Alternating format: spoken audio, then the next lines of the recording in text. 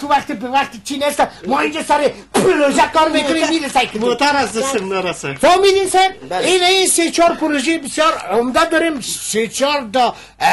چی آمده برای ما سر تخصیص ها آمده ما مجبور هستیم سر پروژهش کار کنیم که باید پروژهش یک پروژه بسیار عالی بیاید لحاظا ما از شما خواهش میکنم و برای شما توصیه میکنم که هر چی زودتر بخیر امی قراردادی را او شما ارتباط دارین با ایشان نه شما ارتباطاتتان قایم گردن ما گپا رقمش بخورین اما تو که قبلا چی خورده بودیم بازی تو نشه که بیادر 40% از زیر مصرف کنیم باقیش بمانه از پیش ما پس بگیره ببره نه اون چیزایش ما گپ زدیم که مسئولینش گپ زدیم گفتیم ما پروژه را به اون صورت که شما قرارداد میگن شما ما پرسان نکنه از پارسال که با قیمت بالا ایتون است که دمی کارا یکم که ما و شما صاحب اندک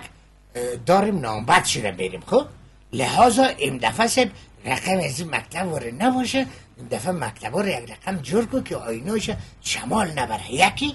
فهمیدی؟ او جناب کدام سنگی چیزا میچینیم او جناب سنگ میچینیم او جناب مثلا یک دقیقه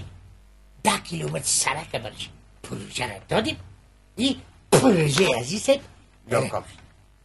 کام خواست کلش ناکام است بانمو رسپسیا کو جور کو رنگ روغن کو بیار تسلیم کو کس پرسان نمیکنه کی پروژه از کجا جناب شما از این پروژه گفتن که داری از یک توف کنین جناب همین پروژه